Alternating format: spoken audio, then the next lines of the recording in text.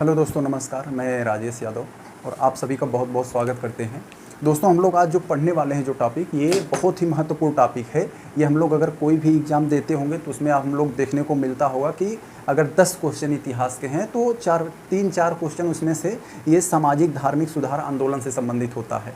तो ये बहुत ही हमारे लिए इम्पोर्टेंट है।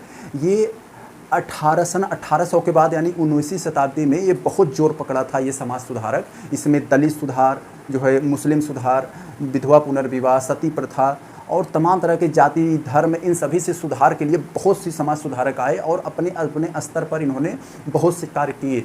तो एग्ज़ाम में हम लोगों को पूछा जाता है कि इस समाज सुधारक कौन थे, इस संस्था को क्या काम था समाज सुधारक, और समाज सुधारक का नाम पूछ लेगा, समाज सुधारक जो संस्था थी उसका नाम पूछ लेगा, और कब हुआ था ये संस्था की स्थापना ये पूछ लिया जाएगा, या तो आर्डर पूछ दिया जाएगा, हाँ ये इस संस्था कब बनी थी या ये संस्था कब बनी थी। तो इस तरह से जो हम लोगों को क्वेश्चन पूछा जाता है। तो हम लोग चलते हैं, कुछ क्वेश्चन है इससे बहुत ही इंपॉर्टेंट, उसको एक तर्कसंगत तरीके से हम लोग उसको देखते हैं और फिर देखते हैं ये क्या है। तो आगे हम लोग यहाँ पर देख लेते हैं। पहला जो हम लोगों का क्वेश्चन है, 1873 में सत्यशोधक समाज की स्थापना किसने किया था? तो मेरे भाई, सत्यशोधक समाज की स्थापना कब हुई थी? 1873 में। ये किसने किया था सत्यशोधक समाज की स्थापना 1873 में? तो ये ज्योतिबा राव फूले में दलित उत्थान के लिए, दलितों के जो है सामाजिक सुधार के लिए उन्होंने सत्यशोधक समाज की स्थापना किया था। और इसी समाज के माध्यम से उन्होंने जो है कर्मकांड, ब्राह्मणवाद और जो है तमाम प्रकार की जो दलित विरोधी जो गतिविधियां थी उसको जो है विरोध करने के लिए, और इन्होंने यानी जो दलितों के लिए जो तमाम प्रकार के हथकंडे अपनाए जाते थे उसका विरोध करने के लिए इन्होंने 1873 में सत्यशोधक समाज की स्थापना किया और दलितों के जो है आंदोलन को इन्होंने आगे बढ़ाया। तो अब हम लोग अगला क्वेश्चन जो हम लोगों का है उसको देख लेते हैं। बंगाली पाठ्य पुस्तक वर्ण परिचय को किसने लिखा था? तो हम लोगों को मालूम है मेरे भाई, एक बंगाली पाठ्य पुस्तक है जिसका नाम है वर्ण परिचय।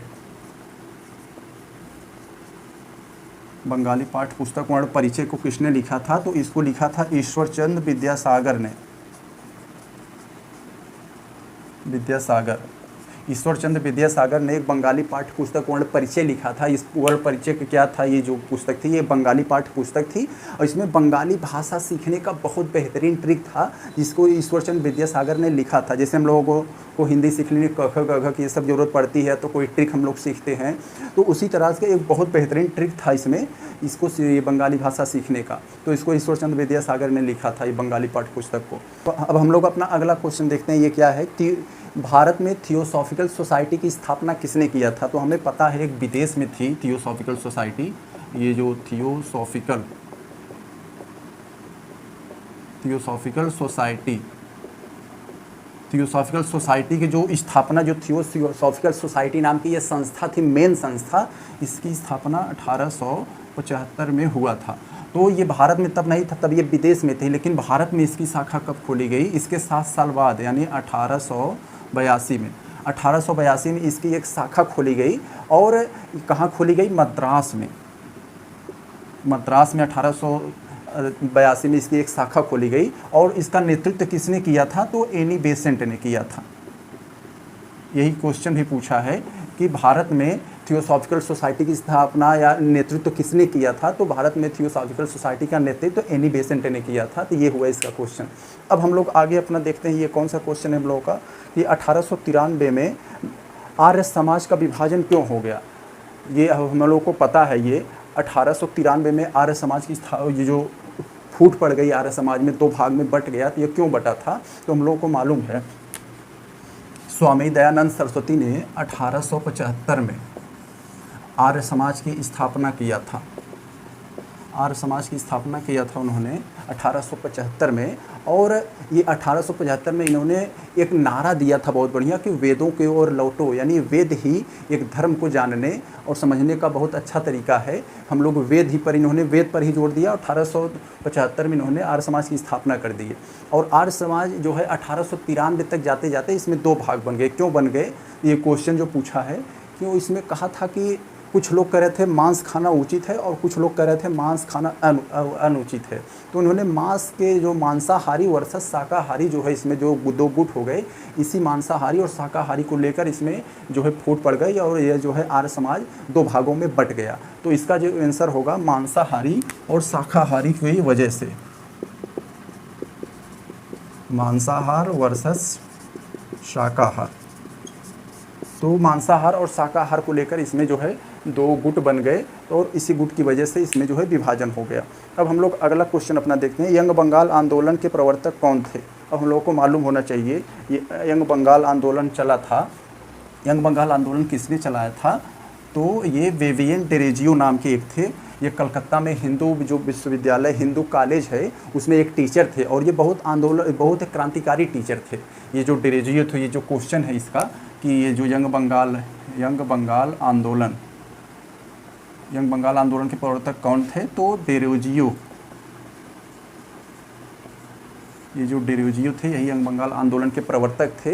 ये कहाँ थे, ये कलकत्ता में हिंदू कॉलेज था, उसी में एक टीचर थे और ये बच्चों को क्रांतिकारी बातें सिखाते थे, समानता के लिए, एकता के लिए, शिक्षा के लिए, कैसे लड़ना है, कैसे अपना हक और अधिकार को कैसे मांगना है। तो ये क्रांतिकारी बातें सिखा रहे थे। इसी को लेकर उन्होंने जो है वहाँ से सस्पेंड कर दिया गया और उसके बाद इन्होंने जो है यंग बंगाल आंदोलन का जो है नेतृत्व किया और चलाया और इसे आगे बढ़ाया। तो डेरोजियो थे ये, इनका पूरा नाम विवियन डेरोजियो था। तो आगे हम लोग देखते हैं 1829 में सती प्रथा को गैर कानूनी किसने घोषित किया। तो हम लोगों को मेरे भाई पता है ये 1829 में ये सती प्रथा पर प्रतिबंध लगा था। सती प्रथा पर प्रतिबंध किसने लगाया था, तो हम लोगों को पता है विलियम बेंटिक ने।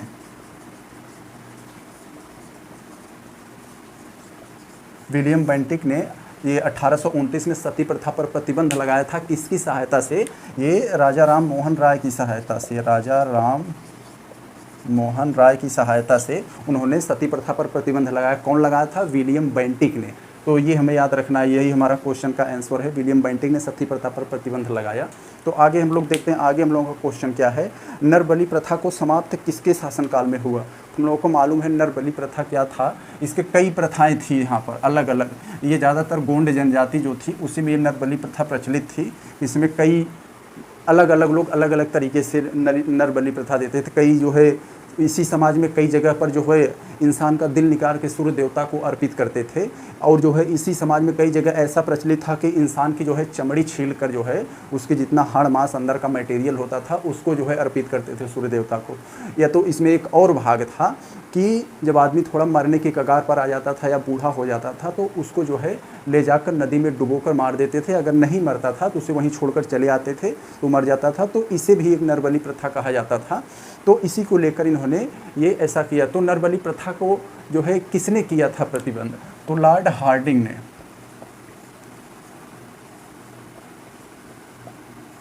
लॉर्ड हार्डिंग ने नरबलि प्रथा पर प्रतिबंध लगाया। नरबलि प्रथा पर प्रतिबंध, नरबलि प्रथा पर प्रतिबंध किसने लगाया, तो लॉर्ड हार्डिंग ने लगाया था इस पर। तो हम लोगों ने आगे क्वेश्चन हम लोग अपना देख ले, 1817 में कलकत्ता में प्रसिद्ध हिंदू कॉलेज की स्थापना किसने किया था। तो हम लोगों को पता है कलकत्ता में एक बहुत ही प्रसिद्ध कॉलेज है हिंदू कॉलेज, जिसको ये भी डेरोजियो वहाँ के अभी शिक्षक थे उसी के बारे में बात कर रहे हैं। तो ये हिंदू कॉलेज की स्थापना किसने किया था, तो डेविड ने किया था। ये डेविड ने किया था, ये अंग्रेज़ थे, इन्होंने ही कलकत्ता में ये जो इसकी स्थापना किए थे, जो है कलकत्ता में हिंदू कॉलेज की स्थापना। तो आगे अब हम लोग अपना देख लेते हैं, आगे हम लोगों का क्या है, डेविड हेयर, इनका पूरा नाम डेविड हेयर था। डेविड हेयर इनका पूरा नाम था। तो आगे हम लोगों का जो क्वेश्चन है कि क्या है कि देवेंद्र नाथ ठाकुर द्वारा किस संस्था की स्थापना किया गया। देखिए देवेंद्र नाथ ठाकुर को कहीं कहीं आप पाएंगे देवेंद्र नाथ टैगोर लिखा है। तो ये जो पूरी पीढ़ी थी, रविन्द्रनाथ टैगोर, देवेंद्र नाथ टैगोर और तरह के जो लोग टैगोर नाम अपने टाइटल लगाते हैं, ये पहले ठाकुर थे। तो उन्होंने बाद में धीरे धीरे अपने नाम में जो है टैगोर टाइटल लगाने लगे। तो आपको इन सभी के नामे में कहीं कहीं जो है टैगोर मिलेगा, तो या तो कहीं कहीं जो है ठाकुर मिलेगा। तो देवेंद्र नाथ जो है ठाकुर थे, इसमें ये जो देवेंद्र नाथ हम कह सकते हैं ठाकुर, या तो टैगोर भी कह सकते हैं हम लोग। देवेंद्रनाथ टैगोर ने तत्वबोधनी सभा का स्थापना किया था 1839 में। तत्वबोधनी सभा का स्थापना किया था। ये तत्वबोधनी सभा क्या है कि धर्म के असली ज्ञान के लिए इन्होंने, धर्म का असली मकसद क्या है, धर्म में असली बातें क्या है, उसको जानने के लिए इन्होंने तत्वबोधनी सभा का स्थापना किया था, ये देवेंद्रनाथ टैगोर ने। तो हम लोगों ने, ये देवेंद्रनाथ टैगोर थे जब राजा राम मोहन राय अपनी 1828 में जब ब्रह्म सभा की स्थापना किया था, तो जब उनकी मृत्यु हो गई तो 1843 के बाद इन्होंने इसी का आगे बढ़ाया था, ब्रह्म समाज को ही आगे बढ़ाया था। तो इन्होंने 1829 में तत्वबोधनी सभा का स्थापना देवेंद्रनाथ टैगोर ने किया था। तो ये कुछ महत्वपूर्ण क्वेश्चन थे ये सामाजिक धार्मिक सुधार आंदोलन से संबंधित। तो आगे हम लोग इसके और भी जो महत्वपूर्ण क्वेश्चन है उसको लेकर आएंगे। तो हम लोग मिलते हैं किसी नेक्स्ट वीडियो में, तब तक के लिए नमस्कार।